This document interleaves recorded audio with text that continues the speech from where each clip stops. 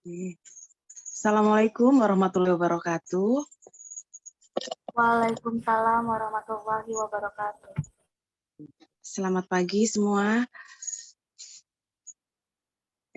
Kepada yang terhormat Ibu Gina Lita Ratnayanti, selaku dosen pengampu mata kuliah pembelajaran IPS SD, dan teman-teman yang kami sayangi, perkenalkan kami dari kelompok 6, kami akan memaparkan tentang individu, kelompok, dan kelembagaan. Dengan saya sendiri, Striati Oktaviani, dan rekan saya, Galang Bayu Bayhaki, dan Christina Soares.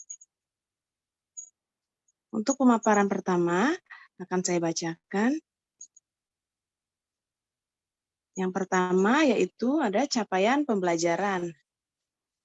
Untuk capaian pembelajaran, di sini mengenali dan mengidentifikasi realitas individu, kelompok, dan kelembagaan, serta mengolah realitas individu, kelompok, dan kelembagaan sehingga mandiri dalam memposisikan diri dalam pergaulan sosial di masyarakat. Untuk kemampuan akhir, diharapkan dapat menerapkan konsep-konsep dasar sosial untuk memahami hubungan sosial antar individu dengan kelompok, serta kelompok dengan kelembagaan. Next.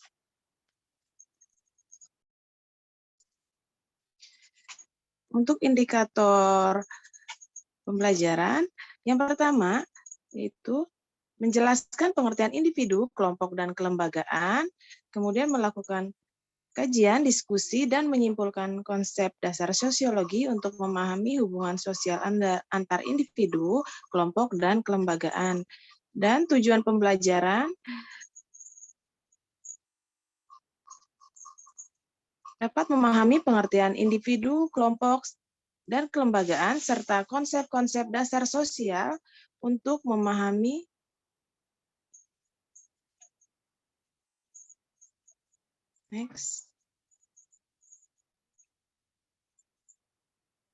Yang pertama yaitu pengertian individu. Individu berasal dari kata Latin individuum yang artinya tidak terbagi. Individu bukan berarti manusia sebagai suatu keseluruhan yang tidak dapat dibagi, melainkan sebagai kesatuan yang terbatas, yaitu sebagai manusia perseorangan. Individu adalah manusia yang tidak hanya memiliki peran khas di dalam lingkungan sosialnya, melainkan juga mempunyai kepribadian serta pola tingkah laku spesifik dirinya. Dalam ilmu sosial, individu merupakan bagian terkecil dari kelompok masyarakat yang tidak dapat dipisah lagi menjadi bagian yang lebih kecil.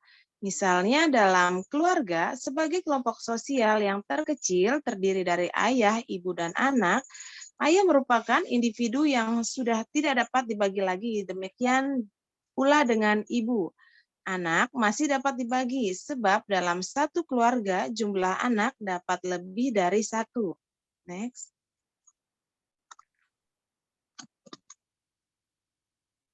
Kemudian, pengertian masyarakat. Masyarakat didefinisikan sebagai suatu kelompok individu yang terorganisasi serta berpikir tentang diri mereka sendiri sebagai suatu kelompok yang berbeda. Sementara menurut F. Zaniecki 1950-145 menyatakan bahwa masyarakat merupakan suatu sistem yang meliputi unit biofisik para individu yang bertempat tinggal pada suatu daerah geografis tertentu selama periode waktu tertentu dari suatu generasi. Dalam sosiologi, suatu masyarakat dibentuk hanya dalam kesejajaran kedudukan yang diterapkan dalam suatu organisasi. Dari pendapat tersebut, menurut W.F. Connell 1972-68-69 menyimpulkan bahwa masyarakat adalah suatu kelompok orang yang berpikir tentang diri mereka sendiri sebagai kelompok yang berbeda, diorganisasi secara tetap untuk waktu yang lama dalam rintang kehidupan seseorang secara terbuka dan bekerja pada daerah geografis tertentu. Yang kedua, kelompok adalah orang yang mencari penghidupan secara berkelompok sampai turun-temurun dan mensosialkan anggota-anggota melalui pendidikan. Yang ketiga, orang yang mempunyai sistem kekerabatan yang terorganisasi yang mengikat anggota-anggotanya secara bersama dalam keseluruhan yang terorganisasi.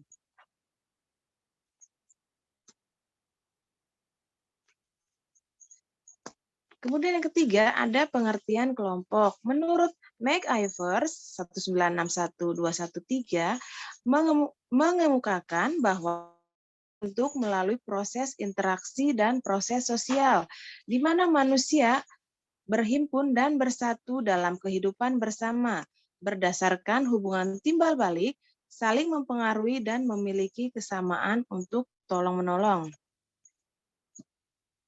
Untuk proses sosialisasi, menurut Buhler 1968172, adalah proses yang membantu individu melalui belajar dan penyesuaian diri. Bagaimana cara hidup dan berpikir kelompoknya agar ia dapat berperan serta berfungsi bagi kelompoknya. Untuk slide selanjutnya akan dibacakan oleh Galang. Silakan. Ya, baik. Terima kasih. Saya akan melanjutkan pemaparan hari ini. Kelompok sosial memiliki persyaratan menurut Soekanto 1982 sebagai berikut. Yang pertama, adanya kesadaran diri anggota kelompok tersebut bahwa ia merupakan bagian dari kelompok yang bersangkutan. Yang kedua, adanya hubungan timbal balik antara anggota yang satu dengan lainnya dalam satu kelompok itu. Yang ketiga, adanya suatu faktor yang dimiliki bersama oleh anggota kelompok yang bersangkutan yang merupakan unsur pengikat atau pemersatu. Yang keempat, berstruktur, berkaidah, dan mempunyai pola perilaku. Macam-macam kelompok sosial meliputi. Yang pertama, klasifikasi tipe-tipe kelompok sosial berdasarkan berbagai kriteria. Yang kedua, kelompok sosial dipandang dari sudut individu. Yang ketiga, in-group dan out-group. Yang keempat, primary group dan secondary. Yang kelima, Gemeinschaft dan Gesellschaft. Yang keenam, formal group dan informal group. Yang ketujuh, kelompok-kelompok sosial yang tidak teratur. Yang kedelapan, pedesaan dalam kurung rural community dan masyarakat perkotaan, urban community. Next, Pak. Di samping ada kelompok sosial juga terdapat sistem sosial dalam bentuk piramida seperti lapisan sosial atas atau upper, lapisan sosial menengah atau middle, dan lapisan sosial rendah atau lower.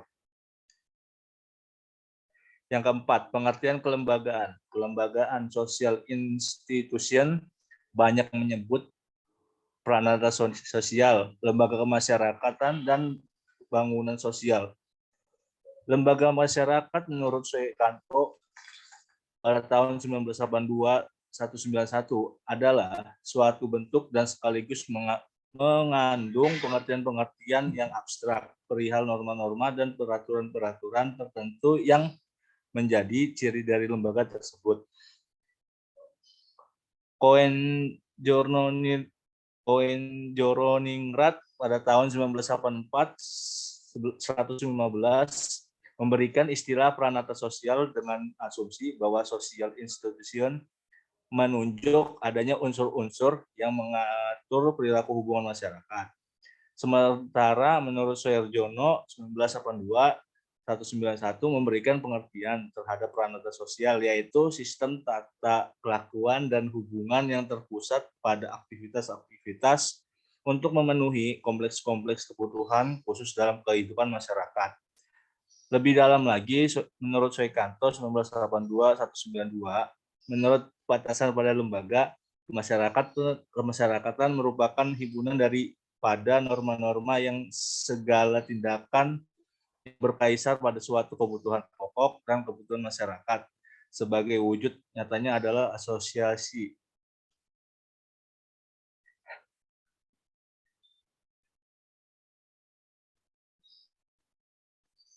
Untuk pemaparan selanjutnya akan dibacakan oleh Kak Kristina. Terima kasih banyak Kakak. Saya lanjutkan slide berikut.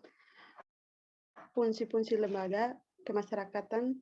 Yang pertama, memberi pedoman kepada anggota masyarakat tentang bagaimana bersikap dan bertingkah laku dalam menghadapi masalah-masalah dalam masyarakat. Yang kedua, menjaga keutuhan masyarakat yang bersangkutan. Yang ketiga, memberikan pegangan kepada masyarakat untuk mengadakan sistem pengendalian sosial. Lembaga masyarakatan dibentuk melalui suatu proses dan diikat dengan nilai-nilai norma dengan kekuatan yang berbeda. Kekuatan mengikat dari norma dapat dibedakan atas yang pertama cara unsage, yang B kebiasaan volquis, yang ketiga kata kelakuan mores, adat kebiasaan kustumen, dan juga ciri-ciri lembaga kemasyarakatan. Yang pertama, mempunyai tujuan tertentu. Yang kedua, memiliki alat perlengkapan. Yang ketiga, memiliki lamban tertentu. Yang keempat, memiliki tradisi lisan atau tertulis yang dimanifestasikan dalam bentuk adat istiadat, norma, tata tertib, peraturan, atau hukum. Tipe-tipe lembaga kemasyarakatan menurut Gilin dan Gilin. Yang pertama, berdasarkan perkembangannya, yaitu creative institution dan enacting institution. Yang kedua, berdasarkan sistem nilai, yaitu basic institution dan subsidiary institution. Yang ketiga, berdasarkan penerimaan masyarakat, yaitu social sanctioned institution dan unsanctioned institution. Yang keempat, berdasarkan penyebarannya, yaitu general institution dan restricted institution. Yang keempat, berdasarkan fungsinya, yaitu operative institution dan regulative institution.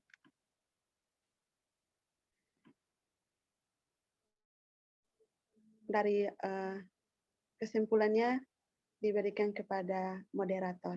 Terima kasih Bu Ginalita dan teman-teman.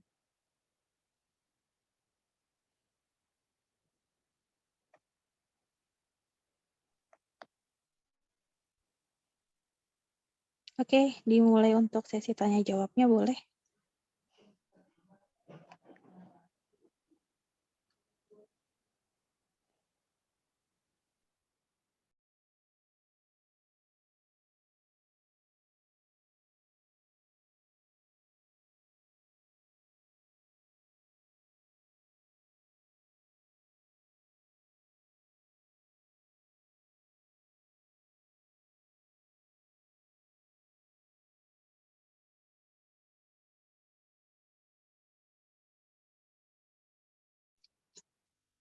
Untuk sesi tanya jawab, silakan teman-teman yang ingin bertanya. Kami membuka 3 pertanyaan.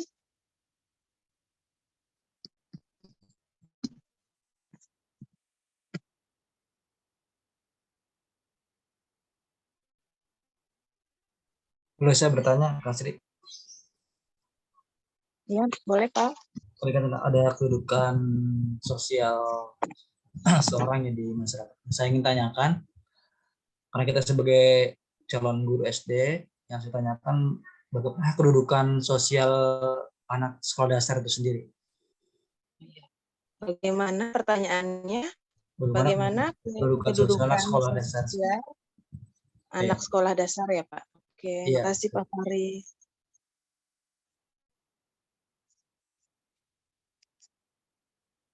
Pertanyaan yang kedua.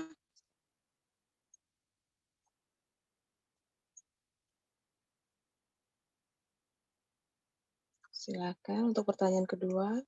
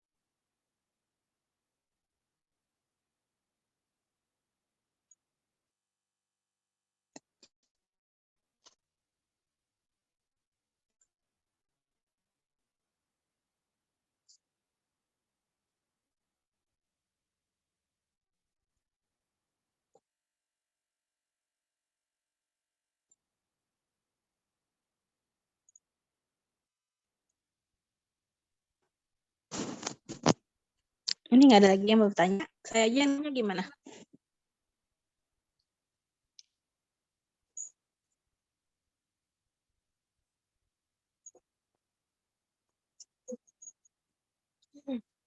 Silakan teman-teman. Kalau nggak ada lagi, Bila ada saya yang tanya bertanya. nih nanti nih. Jadi kuis nih. Nanti kalau Ibu gimana, nanti saya nggak bisa jawab, Bu. Itu jadi kuis nih kalau saya nanya nih. Boleh izin bertanya, Kak Sri? Iya, boleh Kak Isma. Baik, tadi kan dari kelompok Kak Sriati kan menjelaskan tentang tipe-tipe lembaga kemasyarakatan menurut Gilin dan Gilin ya. Nah, tolong dari beberapa tipe itu diberikan contohnya semuanya, Kak. Terima kasih.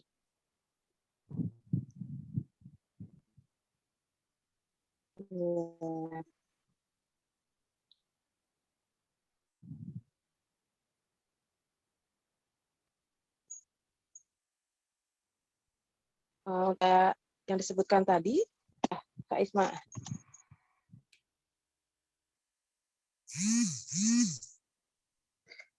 Berdasarkan tipe-tipe lembaga kemasyarakatan menurut Gilin dan Gilin tadi yang dibacakan oleh Kak siapa? Kak Kristina kalau nggak salah, itu Ya. kan ada 5. Nah, itu tolong diberikan contohnya seperti apa. Oke, baik. Makasih, Kak.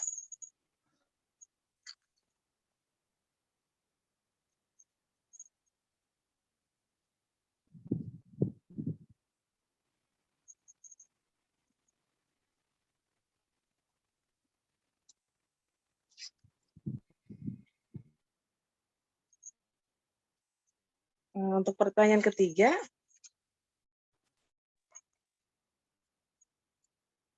silakan.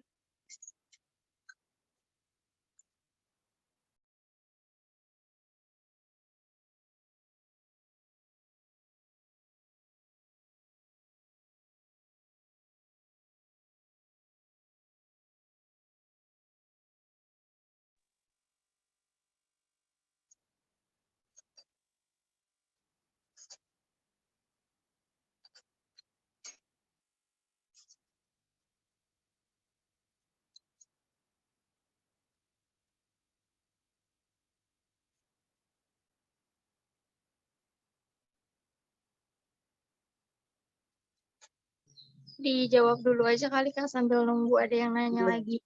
Oke. Izin menjawab pertanyaan pertama dari Pak Fahri, yaitu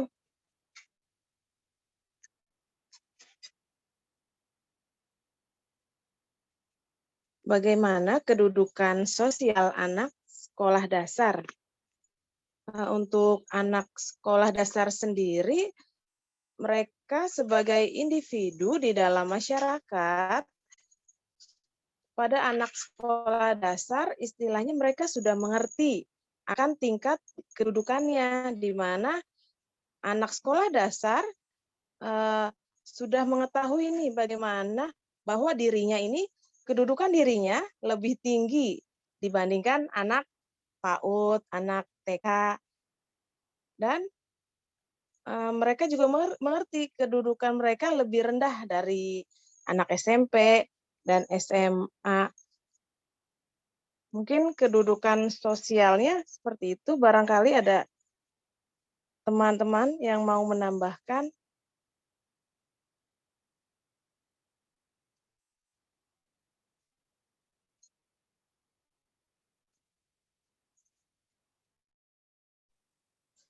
Oke, Pak Fahri, kalau untuk kedudukan sosial seorang anak dalam sekolah dasar, itu kedudukannya bisa dilihat di sini untuk secara awam aja ya. Kalau untuk seorang siswa, ketika kita lihat, kita bisa menilainya dalam 3 kelas, dalam 3 tahap. Yang pertama, kedudukan sosial anak populer, kemudian kedudukan anak yang memang bisa bersosialisasi dengan secara luas, atau yang ketiganya adalah kedudukan sosial anak yang hanya mau berteman dengan 2 atau 3 orang saja. Itulah yang terjadi dalam kondisi saat ini di dalam pendidikan kita. Jadi memang untuk anak sekolah dasar, kedudukan sosialnya bagaimana nih? Jadi tergantung daripada si anak itu sendiri. Apakah anak itu termasuk tipe pertama, tipe kedua, atau tipe yang ketiga?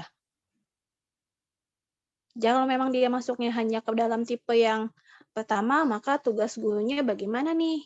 Kondisinya adalah jika dia memang hanya mau berteman dengan yang pintar saja, ataupun memang dia mempunyai kecakapan yang tinggi, maka guru harus melakukan pembuatan kelompok supaya dia mau membawa atau membagi ilmunya hingga bisa berinteraksi dengan yang masih berkurang untuk dalam segi pendidikannya. Karena biasanya kalau untuk anak SD, lebih enak diajarkan dengan teman dibandingkan dengan guru ataupun orang tua. Lebih cepat menangkapnya.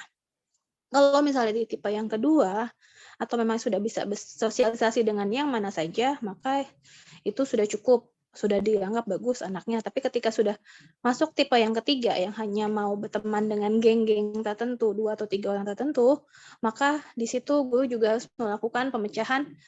Dia dipecah dengan anggota kelompoknya, sehingga dia bisa berbaur dengan geng yang pertama, atau kelompok yang tipe yang pertama, atau kelompok tipe yang kedua. Seperti itu ya Pak Fahri. Iya, terima Jadi kalau kasih untuk Bu Gina sekolah dasar, penjelasannya. Jadi kalau untuk sekolah dasar hanya 3 saja tipe kedudukan anak, itu 3 yang bisa dicek. Karena kan memang ada anak yang mau berteman dengan yang sesama pintar, saya mau main pintar aja lah gitu kan. Ada yang sama yang masih berkurang atau saya nggak mau, kamu mah nggak pintar, seperti itu ya. Jadi sehingga kalau kita bisa melakukan proteksi lebih awal, kemungkinan untuk kasus bullying ataupun ceomoh antara sesama murid bisa terhindarkan. Oke, lanjut yang kedua kalau memang sudah jelas, Pak. Oh, jelas, Bu Gina, terima kasih penjelasannya. Terima kasih Bu Gina atas penjelasannya. Untuk pertanyaan kedua, Kak Kristina, Kak Ya. Galang. Baik, saya ingin untuk menjawab pertanyaan yang kedua dari Bu Isma mengenai tipe-tipe, ada 5. Tadi berdasarkan perkembangannya yang ada 5 poin yang Bu Isma ingin untuk bisa tahu. Yang saya bisa menjawab berdasarkan perkembangannya itu lihat kembali kepada anak-anak dari usia, bagaimana perkembangannya atau kemampuannya. Itu jawaban yang pertama yang saya bisa menjawab. Yang kedua, berdasarkan sistem nilai, bagaimana melihat kembali anak itu bisa atau tidak.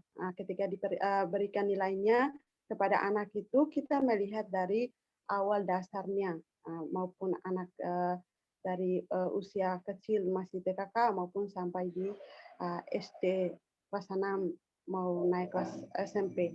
Itu kita melihat dari kemampuan nilai anaknya itu. Yang ketiga, berdasarkan penerimaan masyarakat atau yaitu sosial saksionis. Itu kita melihat dari bagaimana dari lembaga masyarakat itu anak itu bisa untuk mengekolahkan, untuk bisa menerima pelajaran tersebut. Yang ketiga, berdasarkan penerbangannya, yaitu lihat bagaimana dari anak itu bisa atau ada kemampuan untuk bisa menekolahkan. Yang terakhir, berdasarkan fungsinya, yaitu perspektif, itu melihat kembali kepada kemampuan anak dan juga dia bisa belajar dengan baik. Itu dari dasar-dasar yang saya bisa menjawab pertanyaan. Apakah belum jawaban saya belum tepat? Saya mohon teman lain bisa ditambahkan. Terima kasih.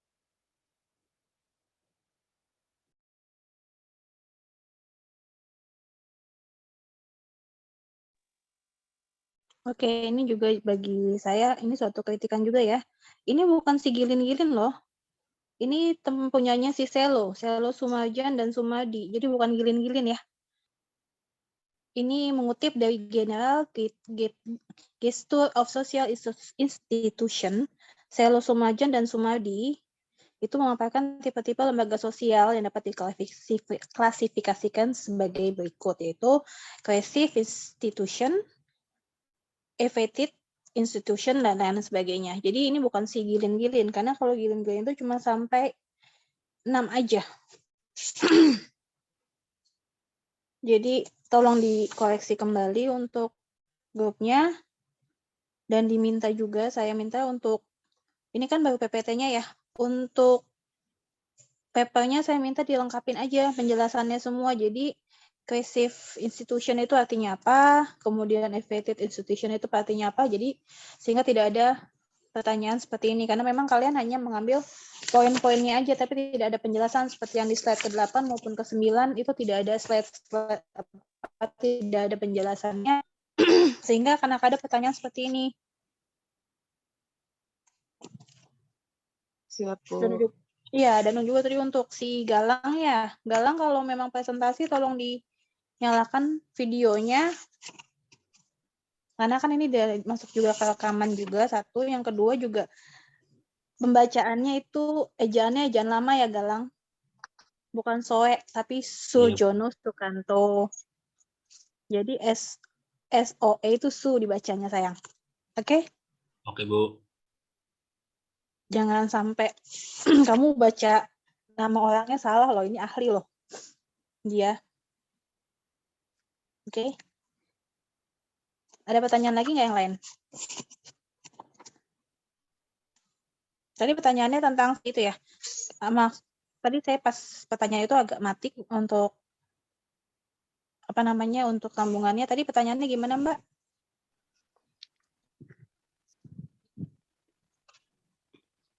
Pertanyaan dari Bu Isma ya, Bu?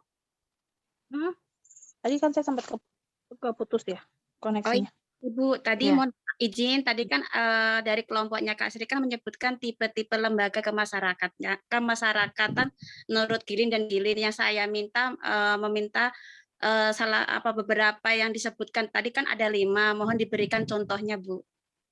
Oke, kalau untuk itu bukan Gilin-Gilin ya, itu tipe-tipe lembaga sosial dari si Sumajan dan Sumadi. Di sini tipe-tipenya tersebut ada cohesive institution, itu merupakan yang tumbuh dari adat istiadat, perkawinan misalnya dari suku Batak, dengan menikah dengan suku Batak, kemudian dengan suku Padang, maka menikahnya juga dengan suku Padang diutamakannya seperti itu. Kemudian untuk basic institution, ini seperti untuk bagaimana sih cara kita untuk mempertahankan kebiasaan di masyarakat. Contohnya kalau di saya tetap ketika malam 1 Suro, maka akan tetap ada perayaan seperti kumpul warga untuk makan-makan bersama malam-malam. Itu jadi, dan itu tidak dibiasakan mungkin tidak dibiasakan untuk di wilayah lain. Jadi tergantung dari kebiasaan wilayahnya masing-masing. Kemudian kalau untuk sudut penerimaan masyarakat dari socially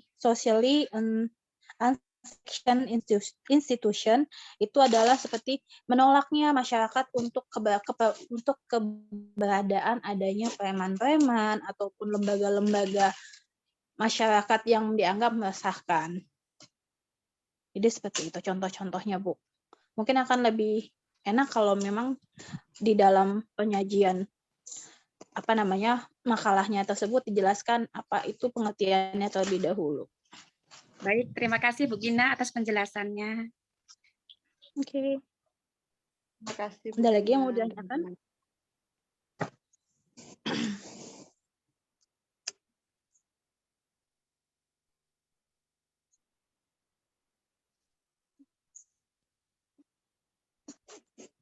Mana Mbak moderatornya, ada lagi yang mau ditanyakan untuk teman-teman semua? Teman-teman, ada lagi yang ingin ditanyakan?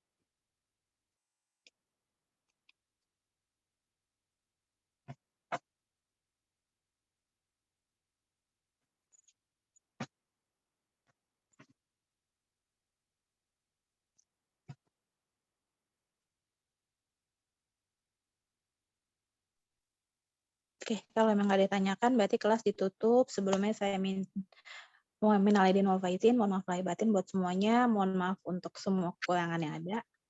Salam sehat semua ya. Terima kasih untuk pembelajaran hari ini. Silakan dibacakan kesimpulannya, Mbak. Baik, Bu. Bisa minta tolong, Pak?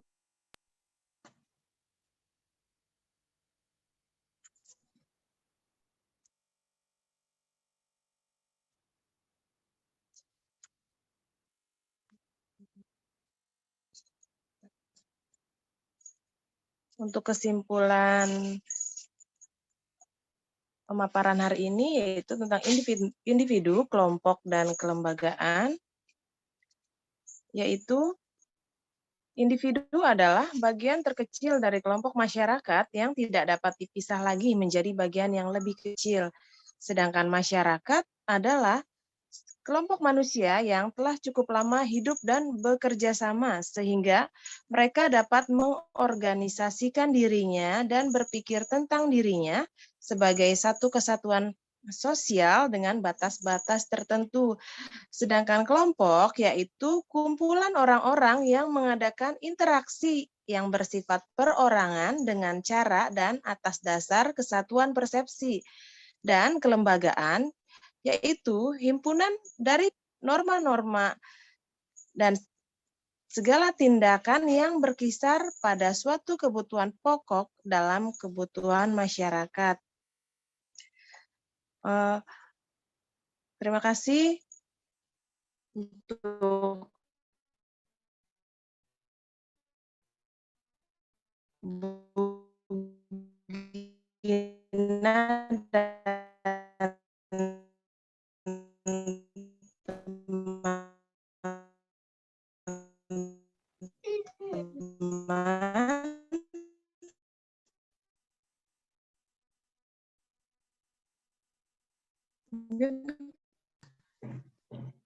Oke, terima kasih semuanya. Mundur ya. Assalamualaikum. Di akhir ya, Bu.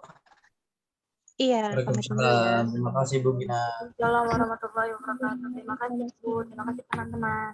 Ibu Gina.